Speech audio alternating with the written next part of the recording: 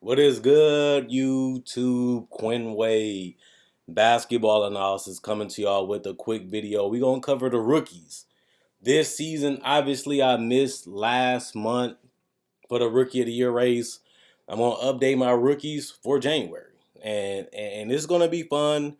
It's going to be exciting as we go into a new month. As the season gets to the halfway point, trades might happen. Big moves might happen. Opportunities going to open up for other guys depending on who gets moved. And we might see this list change. Remember, this is Rookie of the Year. So 40 games haven't even been played at this point. So it's still a lot of room for somebody to become the winner. It's still a lot of room for guys to get on a rookie team's first or second team. None of these spots are solidified. And I feel like that's something that we have learned this year, that a lot of rookies we thought that would come into this season, most of them that got the opportunity in the minutes have produced. The struggle with a rookie is, you're going from a comfort zone to another.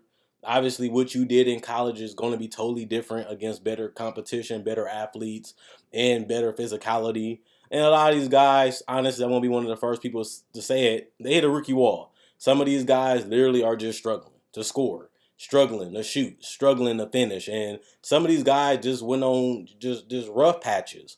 Just because it's a long season, you gotta look at it like this: it's 82 games, and you usually play small amount of games in high school, a small amount of games in college. Now you playing the longest season of your entire career, and you got to go through a lot of different teams, a lot of different players each and every night as it continues to go through the whole month. And now you 2 months in, now you're going into that, this long stretch of finishing the season.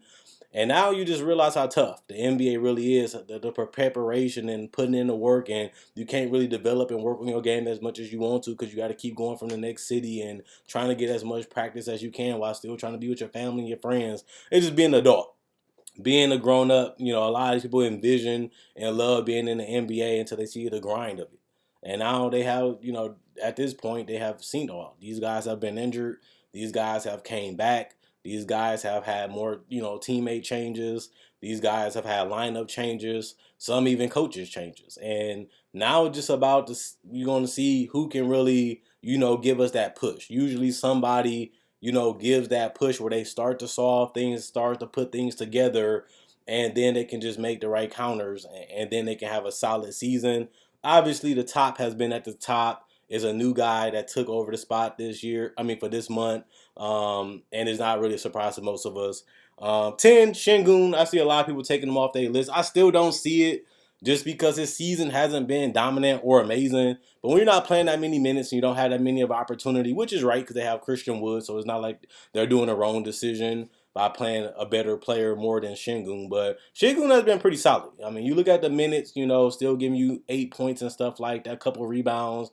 Hasn't really been great or effective or dominant, which you shouldn't be. You ain't getting that many touches, you ain't getting that many minutes. You're not a focal point or a big part of the offense or the team. It's still good to produce. We give you minutes, we give you opportunity. We just need you to help the team. And he's contributing. Hasn't had a mind-blowing season, but I didn't think he would anyway. But he still is productive. And this guy has been pretty good the entire season. He might not have the craziest numbers, but when you look at these rookies, there's not one rookie, honestly, that has crazy numbers. There's not one dominant rookie this season. And when you look at that, a lot of these guys are just role players, complementary players, guys that, can come in and produce in minutes. And Shingun has been pretty consistent / solid the entire season. Not a couple weeks or 3 weeks and now he's in the top 10. This is my entire season ranking. And that's why I still have him 10th. I never had him at the top, but I always had him in that bottomish area. And he still has been one of the most consistent, productive rookies in the time and the minutes that he has. He still has to figure out what he's going to be on his team. Is he going to be a foundation piece? Is he going to be a building block? Is he just going to be a complementary player, a rotation player? Regardless of their future, what they want him to be, we just going to have to see. At the end of the day, he's only a rookie. He's not entitled to anything, and even if he was, he got to show that he deserves it and show that he can keep it. And he hasn't shown enough, but he showed that he can be a decent player in the league, and that's good for a rookie. That's the start. Herbert Jones snuck up in here for the New Orleans Pelicans. He has been a combo-ish wing that we knew could produce, we knew could play, but also we didn't really know Zion was going to miss the entire season. You come into this year, you figure Zion eventually plays, and he hasn't even came close. We don't even hear when he's coming back or nothing about Zion at this point. So Ingram has to step up. Other guys like Josh Hart who just went down, and if guys ain't playing and guys are in and out with COVID or whatever, guys get opportunity. And Herbert Jones has been a guy that has got minutes and has not had a great or amazing season, but has been productive. He came in, played his game, did the best he can do. Not the greatest scorer, not the greatest shooter, but he's a solid player. He's a rookie. He showed that he can play at the NBA level. He can have a spot in the NBA. And usually that's what you want to do, solidify yourself and show that you belong here. And I feel like Herbert Jones hasn't been the greatest rookie or the best rookie. He hasn't had the greatest flashes, but he showed that he can be a solid player that can fit in the system and really just, be himself and play his game. And he has been pretty good for the Pelicans. We just have to see what he becomes 2 years from now on a roster like this, or even if he'll be on this team. Jaylen Suggs went down a little bit to me 2 months ago. He's starting to get a little bit better with Orlando Magic. He is in a weird situation where he was supposed to come in as a point, but like I said, in college, he wasn't the greatest decision maker or playmaker. He was just a hooper. He just knew how to play the game and just knew how to make plays. And that's been his problem so far in the NBA. He hasn't been a great finisher, hasn't been a great shooter, hasn't been a great playmaker, even hasn't been a great defender, which he was billed as coming into the league, but he still can play basketball. He ain't great at anything. That was my problem with him coming into the league. What's his bread and butter? What is he going to really hold his hat down? What is going to be the thing that gets him his shine? And he's still just been figuring it out and hooping. And hopefully he can get great or amazing at certain skills in the game so he can really become something in the league more than just a guy that plays basketball, understands the game at a high level, which I said his IQ is good. And he still makes right decisions, still make the right plays, still ain't greedy, ain't selfish, but we still do have to see what he's going to be as a player. What's going to be his greatest skill set? What is going to make him different? What are we going to give him the ball for? He's still figuring that part out. He's going to have to solve it, 3 to 4 years from now to become a great or some type of legitimate player in this league. As if you're not good enough, as we see with Markelle Fultz and other guys, they just move along until they can find somebody that can hold down a spot and become a franchise cornerstone or piece. And Suggs hasn't shown that he isn't, but he also is a rookie, so we got to give him some time. Jalen Green was injured for a little bit, came back, had a decent couple games. Now he had a couple terrible games in a row before this week, and now we kind of figure out what is Jalen Green going to be. When this guy came into the league, he was supposed to be this bona fide scorer, feared nobody, came at anybody's head, and he's still that. The problem is the shot's just not falling. I knew his body wasn't ready. I knew his defense wasn't ready. I knew his shot selection was a little, off. But he had it all solved going into Summer League, going into preseason, going into the regular season. But even then, the efficiency never really lived up. And still to this point, it has only got worse, compared to last week, which hit rock bottom at this point. But Jalen Green is a tough guy to figure out because his NBA calling card was his confidence, his swagger, his bravado, and his offensive game. His biggest downfall is he hasn't been great offensively, and he wasn't a great playmaker or decision maker coming into the league or even in the G League. And if you're not going to be what you're known for, which is scoring, and you can't really score, he's going to have to really put in a lot of work. He's going to have to put in a lot of work this offseason, especially on his upper body to be able to go through screens. He dies a lot on screens when they set him. Doesn't fight through enough, kind of quits on him. That's why I say die. And then on top of that, the ball handling to be able to get to his spots. He don't have enough go-to moves. You got to get that mid-range figured out. Got to know when to cross over and get to the basket. You got to finish with the dunk. If not, draw the foul. If you can't draw the foul, then you're just going to throw up a tough layup, and that's what he's been struggling at. And a three-point shooting. This guy has always been a streaky three-point shooter his whole career. And he hasn't been able to hit the spot-up threes or the contested threes. And then you can't hit the mid-range, you can't finish, you can't hit threes. There's not much you can do offensively that could be effective. And if you're not efficient, you're not really effective, especially when you're not rebounding, passing, defending at all. You're just out there scoring and trying to get a bucket. But you're not doing it to help your team because you're missing majority of your shots, if not all of them, especially the last 2 weeks. So Jalen Green got to get his head game right. He knows he can do it. He has done it his whole career to this point. But this is the wrong time for Jalen Green to fall. Like, we all been behind him. We all been believing in him. We all waited for him to make it to the NBA. And to see him struggle the entire season at this point, whether it's coming back from injuries, being injured, or just not having a great long stretch of games, which he hasn't. Jalen Green couldn't even give me 2 weeks of great basketball so far in his career. And if you would have told me that coming into the league, I wouldn't have believed you. But it's actually reality as we almost halfway through the season at this point. Jalen Green hasn't gave us enough great, consistent games.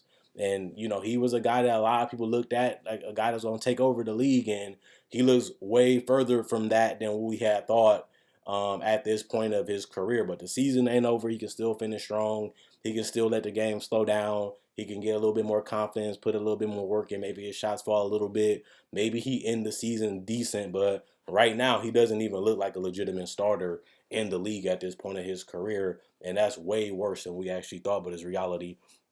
And the crazy part about it is Chris Duarte, a shooting guard that I figured will be great, coming into the league, has been solid when he plays, especially when he starts, because this guy just knows the game.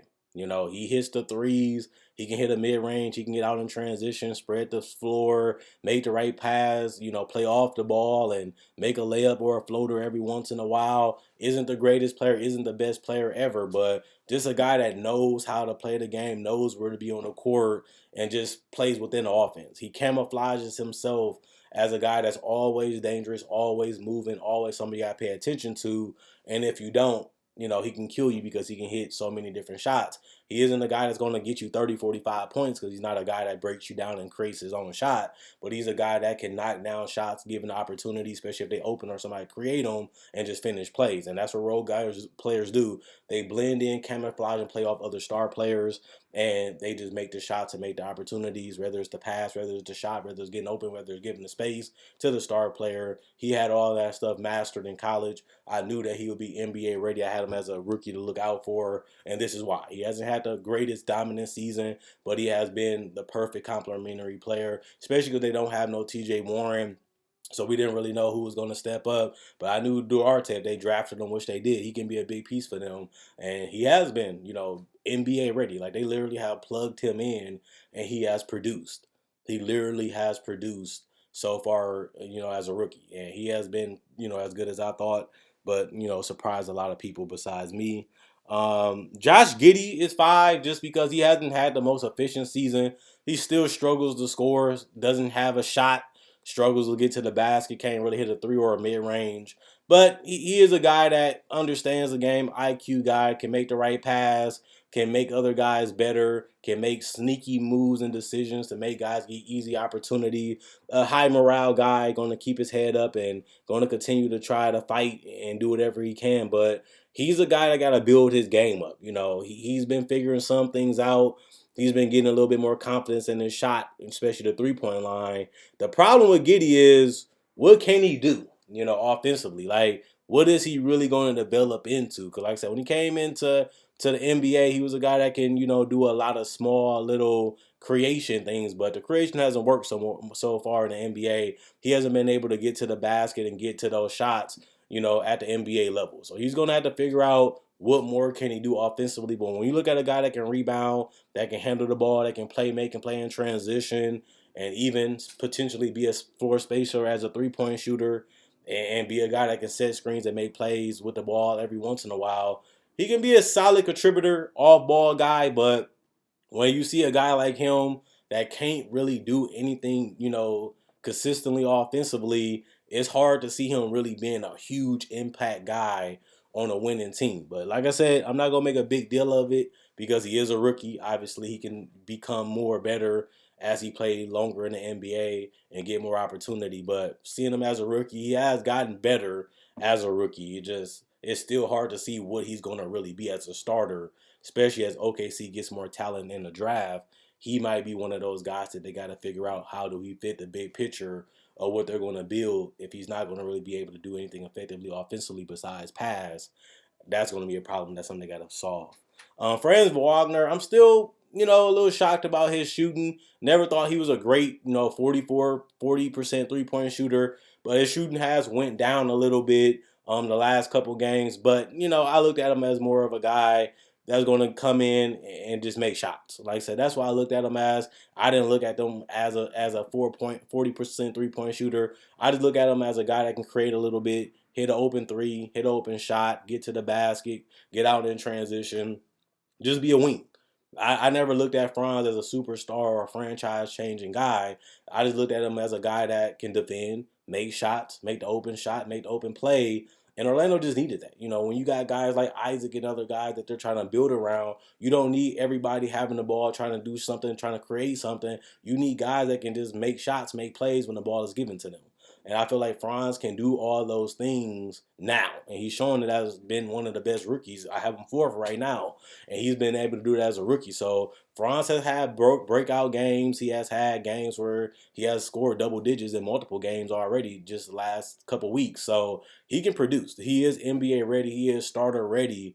And he is a guy that knows his game. The question with him is, what more will he be? Will he always be this guy that's not the greatest shooter, also not the greatest defender, or will he be a guy that can get you 20 points a game? He's shown that he's in that hybrid. Like I say, he is a rookie. You never know, but he isn't the greatest athlete, isn't the greatest scorer, but you never know. More opportunity, more things he figures out, more things he solved. He is a rookie, and he has been pretty productive. Even though they don't have the greatest talent around him, he has been a pretty solid starter all season. Like, that's why I have him this high, because he has been one of the best rookies from day one to now. And a lot of people question if he can do all these things, and he's been one of the more proven players. He's been through his little rookie wall with the shooting, but I never looked at Franz as a great shooter coming into the league. I just looked at him as a guy that can, make shots and make plays happen. And he's been that so far. Plus, like I said, 2 weeks ain't the worst. You got an 82-game season. You have a bad 2-3 weeks of shooting. Who cares? You playing an 82-game season. That's probably only 10 games out of 82. That's not even close to half the season. So he got on a little slump, but he also had a lot of highs this season, more highs than definitely lows, and has been the most consistent rookie on this team. And people would have questioned that, as he wasn't even drafted as the highest rookie in this draft class, but he has played as the best rookie so far in this draft class. And that's really no surprise to me, but he has been solid. Scottie Barnes has been pretty good too. I like what he has done. Obviously, Pascal and Fred VanVleet, this is their team, but he hasn't really gotten away. He's still been scoring. He's still been finishing. He's still been rebounding, still facilitating. He hasn't been the focal point, a guy that they trying to really put a lot of emphasis on, a guy that they really trying to put a pressure on. They've been grooming him, letting them learn, letting them grow, letting them get an opportunity, letting them get chances, and allowing him to have a little fun out there. They're not really putting a lot of pressure or weight on him like they did in the beginning of the season. A lot of that has went away now that Siakam and VanVleet and OG has, took more of the responsibility. But when you look at the numbers, Scottie Barnes have been better than everybody thought. Nobody thought, coming into college, coming out of college, he'd be this in the league.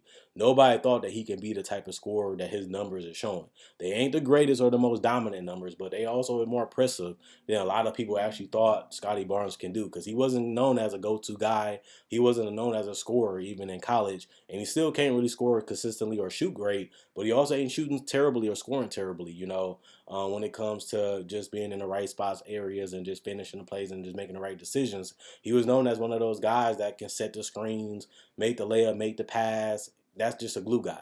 A guy that plays hard, does the things, and play within the team system and the team concept, and can really just hurt teams for not paying attention to him. And Scottie has been that, if not more, than what people have thought. Like, Scottie Barnes was literally the talk of the NBA for like 2 months, because nobody actually thought Scottie Barnes can do the things that he has done as a rookie. So he might not win Rookie of the Year. He might, because he's still in the conversation, and he was my Rookie of the Year, in December. So we'll see how it's finished, and it's going to be tougher for him as guys like Fred VanVleet and Siakam start to catch their groove. Same with OG. He's not going to be needed to do as much.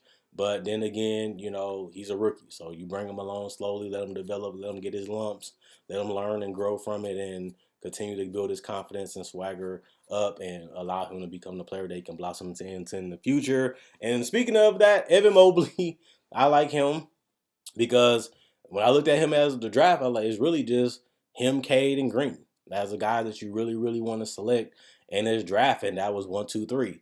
And Mobley was the guy that a lot of people felt could be a solid player. He still is a solid rebounder, still is finishing better than what I thought, still showing that he can possibly be a guy that can hit, the mid-range and the three in the future at a great level. So Mobley is one of those guys that we really don't know what he's going to become. Obviously, he is a guy that's impacting winning. He is a guy that has been a difference maker. He is a guy that can really, do multiple things, whether it's setting guys up, getting guys space to create shots in the pick and roll or create their own shot off the dribble because they get space to hit the three or the mid range to get to the basket, or just kick it out to a shooter that they have now on this team. So it is going to be interesting to see, does Mobley become, the franchise guy? That was my problem with picking him number 3.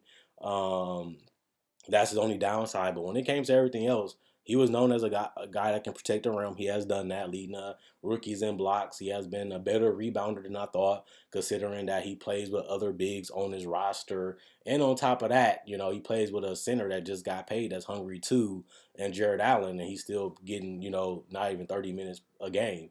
And his numbers look absolutely amazing. So Evan Mobley has played his part, has helped guys' jobs become easier, and has just fit right in and helped this team win. So I love what Evan Mobley has done. I love his quietness. He isn't bragging or looking for attention. He's just going out there doing what the team needs him to do. And that just made guys better, made guys' job easier, and also, just make the right plays and decisions. And he was a high IQ player in college, even in high school, and it has translated, like I thought, into the NBA. Now we just going to see where he goes from finishing, at this point in the season to ending, and what he actually becomes in the league. And number one, like everybody has now, is Cade. Cade was clearly the best rookie coming into the draft. He had some problems, like I said, not being able to practice with his team and being injured and having to start off the season without a training camp or nothing. But he just kept hooping, kept balling, and when you putting up triple doubles and you getting 30-point games and 20 and 10 rebound games, 20 and 10 assist games, and 29 8 and 8 games, it's just crazy the stat line this guy is putting up. This guy literally checking all boxes. Like yesterday, he had 19, 10, and 10, the rebounds, the assists, the blocks, the steals, the scoring. And he's shooting decent from three, 33% from three. Hasn't been able to be the greatest scorer. Like I said, that was a question mark for him besides the turnovers. He still is turning over the ball a lot, as he is, the primary decision maker. But that's a problem that he had in college. So I'm not surprised that he's doing it now in the NBA, as he's only 20 years old. But when you look at the impact that he has on games, like considering that he doesn't have the most talent or the best players around him, and the fact that this guy doesn't get mad, doesn't get angry. He just goes out there and hoop. Whether he's shooting the ball terrible like yesterday, he eventually kept hooping and figured it out and, finished the game great and helped them win the game. So I like the fact that he has leadership. This guy sets his guys up. Even if they miss a lot of shots, he continues to pass on the ball, continues to look for them, continues to try to get to the basket, hit the mid-range, and if he doesn't have it going, he don't mind Sadiq getting it going. He don't mind Grant getting it going. He don't mind the game being inside out. He don't mind attacking in transition. This guy is literally a vet. This guy literally understands the game at a high level to the point where you wouldn't even think that he was 20.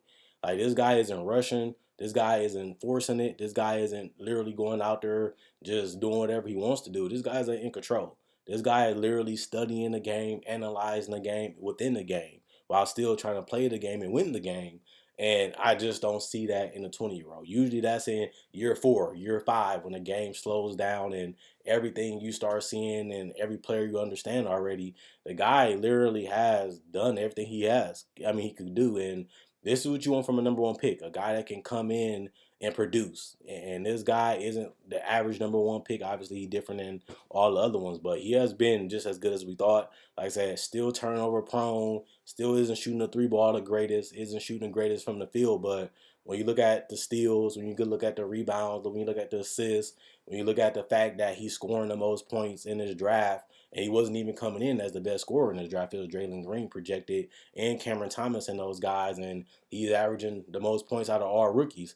It's just good to see Cade have that overall impact, the overall well-rounded game that we gave him. When he came into the league, we looked at him, he's the best player. He may not be the greatest defender or whatever, but he can literally do it all. And he literally has been as advertised. He's flawed, he isn't perfect, but he has been that mature, witty, patient, high, character guy that he's going to do what he can to help you win. He's going to do what you can to stay in games. He's going to do what he can to compete. And at the end of the day, that's what you want a winner to do. That's what you want your franchise player to do. I don't know what they're going to be in Detroit. I don't know where this team is going to be 3 to 4 years from now, but to get a guy at this age that can come in and put up these numbers, like he has the most 20-point games, the most double doubles, the most triple doubles, the most 25 and 5, 25-5 in games, and he's only a rookie. He's doing some things that some players haven't even done once or twice in this draft class, and he's doing it all, and we're not even halfway through the season. So it's clear who the rookie of the year is, but he didn't make no excuses. When Jeremy Grant went out, he just kept hooping, and this team has went through a lot of chaos and a lot of problems. They was obviously one of the worst teams in the league this year. That obviously hasn't changed much this season, and I don't think it's going to change much next season either, depending on who they get in free agency and draft. But that's why you're trying to build it up. You was at rock bottom. You add more pieces, you accumulate some talent, you build some foundation, you start building the culture all over again, and maybe 3-4 years from now, this team will be in the playoffs, and they can try to, go from the playoffs to try to make a deep run and get a title. So I like what Cade has done. He has been the most well-rounded NBA-ready player in his draft outside of Mobley and Franz and those guys, but he's been better than them, obviously, because everybody out has rookie year at this point because of that, the impact, the knowledge, the ability to do everything on the court, especially at 20 years old, is tough. But he's doing it. We thought he can do it, and now we're seeing it every game. Let's just see how the season ends. Let's see what happens in February. And honestly, let's see who wins Rookie of the Year. But if I had to pick a Rookie of the Year for December and January, I mean, Cade averaged 22 points per game in January. I mean, in December, pretty much, in November to December. So he was my Rookie of the Month for December, and he's clearly, I mean, if you don't watch basketball, he's clearly the Rookie of the Month for January. So let's see, can he continue being a Rookie of the Month for February too? So I told you he's gonna come to the top. I mean, we all believed it. Now it's reality. Let's see, can he do it for 3 months straight, and see if he can actually win the award, which is the whole purpose when the season is over. So keep your head up, keep doing your thing. Hoopers, keep hooping, keep grinding. The season ain't over. Playoffs didn't even start, so y'all got more to do. I got more to see. I got more to watch. Love y'all. Basketball Analysis signing out.